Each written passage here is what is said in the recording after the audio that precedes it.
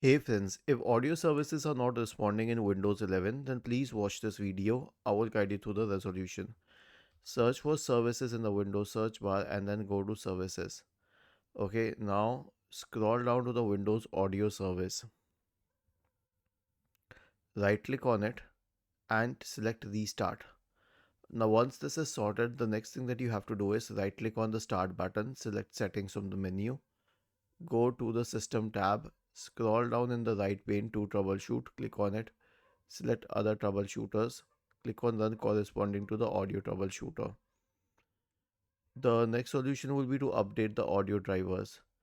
Search for device manager. Open the device manager. Expand the list for audio inputs and outputs. Right click and update the driver.